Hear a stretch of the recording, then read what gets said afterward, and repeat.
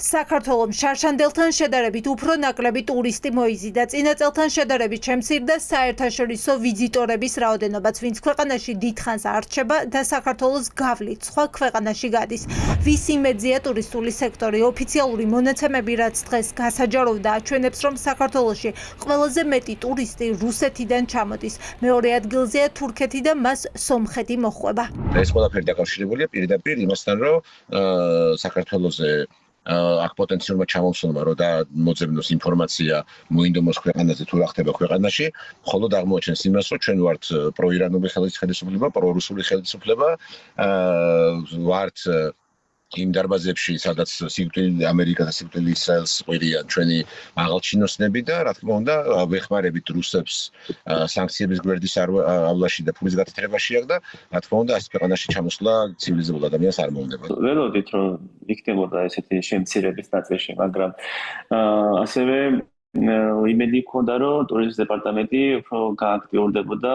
უბრალოდ მოვიყვანდი მაგალითს ქუთაისის აეროპორტის შემთხვევაში, როდესაც უკვე რამოდენიმე წელია არც ერთი ახალი რეისი არ დამატებია და არც ერთი ახალი ავიაკომპანია ქუთაისში არ დამატებია. ამ 15-ელში ევროკავშირის მხოლოდ 2 სახელმწიფოა, საიდანაც საქართველოში ყველაზე მეტი ტურისტი შემოდის. მე-10 ადგილზეა გერმანია, მე-11-ზე პოლონეთი, ბალტიისპირეთის ქვეყნები, ლატვია, ლიეტუვა და ესტონეთი 15-ელში ვერ მოხვდნენ. არადა როგორც წესი, აღმოსავლეთ ევროპის ბაზარი საქართველოსთვის საინტერესოა. ტურისტების რაოდენობა შემცირდა ირანიდან და ისრაელიდან. რუსი ტურისტების იმედზე დარჩენა ქართულ ტურიზმს არ წაადგება. ეს არის შეფასება, რადგან რუსი ტურისტები ევროპელებისგან განსხვავებით ყველაზე ნაკლებს ხარჯავენ მოგზაურობაში. ევროპელი და დიდი ბრიტანელი ტურისტი საშუალოდ საქართველოში რუს ტურისტზე 4-ჯერ მეტ ფულს ხარჯავს. არ მივყვებით პოლიტიკას თქვა რაღაცა ბაზარების სისტემურად დამუშავებისთვის და ეს არაერთხელ ვთქვი, რომ ევროკავშირთან უნდა იყოს უფრო ინტენსიური მუშაობა ვიდრე არის და მეორე უნდა ვიყოთ მომზადებულები იმისათვის, რომ უფრო თქვა ესეთი სერვისები გავწიოთ და უფრო რაოდენობრივად ესევე ფრენები უნდა იყოს ისეთი მიმართულებებიდან, რომელიც საქართველოსთვის ძალიან ღირებული არის, დამატებული და ესე შემდეგ და არის მაღალ გადახდის უნარიან სეგმენტზე ორიენტირება, რომელიც ეს ყველაფერი რაც შემოვთვალეთ გვაკლია. შემცირებული ტურისტების ნაკადის ფონზე შემცირდა შემოსავლებიც. ბოლო 3 თვეში საქართველოს საერთაშორისო მოგზაურობიდან 1 მილიარდ 101 მილიონი დოლარის შემოსავალი მიიღო, რაც წინა წლის ანალოგიურ პერიოდთან შედარებით 3.8%-ით ნაკლებია.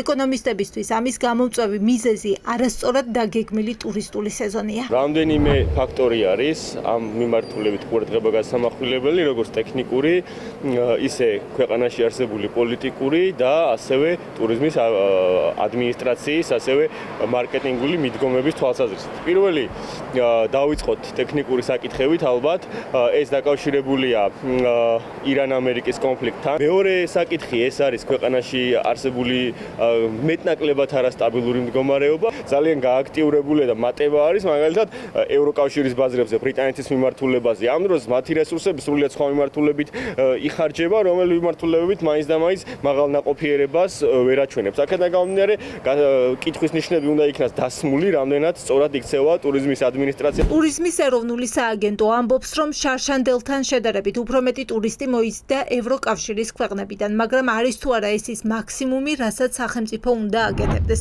ტოპ 15 ქვეყანას შორის, საიდანაც საქართველოში ყველაზე მეტი ტურისტი ჩამოვიდა. ევროკავშირიდან მხოლოდ 2-ია. მთის კურორტების ბიზნეს ასოციაციის თანადამფუძნებელი მირანდა ესაკია გამოწვევად მოუწესრიგებელ ინფრასტრუქტურას ასახელებს. წლებია ხელისუფლება მიცის, რომ ტურისტულ სეზონზე სამთო კურორტებს უჭირთ მუშაობა, თუმცა ხელს არ უწყობენ. არანაირი რეკლამა არ აქვს ტურიზმის დეპარტამენტს გუდაურის და ზაფხულის გუდაურის თვითონ ჩამოდიოდნენ, მაგრამ სამწუხაროდ ისევ გავმეორდები, რომ იმდენად დიდი ინფრასტრუქტურული პრობლემები გვაქვს გუდაურში, რომ ეს ხალხი უკან აღარ დაბრუნდა. თუ 60%-იანი დატვირთვა იყო ივლისის თვეში, გაუქმდა ყველა ჯავშანი და ჩამოვედით 28%-იან დატვირთვაზე. ტურიზმი საქართველოსთვის შემოსავლის მნიშვნელოვანი წყაროა. ოპოზიცია ფიქრობს, რომ საჭიროა უფრო მეტი რესურსი ევროპელი ტურისტების მოსაზიდად. რუსი ტურისტების იმედზე ყოფნა საშიშია, რადგან რუსეთი საქართველოს უკვე უკვე დაემუქრა, რომ თუ ევროკავშირში გაწევრიანდება, მათი ქვეყნის მოქალაქეები აღარ ჩამოვლენ. მონაცემები ასახავს იმ ნეგატიურ სტატისტიკას, რომელიც გვაქვს ტურიზმის მიმართულებით ქვეყანაში, ამას ბევრი ფაქტორი აქვს, ის რომ ვიზიტორების რაოდენობა შემცირებულია, მაგრამ ყველაზე მნიშვნელოვანი არის ქართული ოცნების პოლიტიკა, რომლის გამოც ბევრი სახელმწიფოს წარმომადგენლისთვის ჩვენი ქვეყანა აღარ არის მიმზიდველი. ამ საერთო ნეგატიური სურათის ფონზე იზრდება მაგალითად რუსეთის ფედერაციიდან წარმომადგენელთა ვიზიტები, ქვეყანაში ეს თუ 5% არის, თბილისში მათი ზრდა გვაქვს 70%-იანი, ბათუმში საერთოდაც 100%-იანი.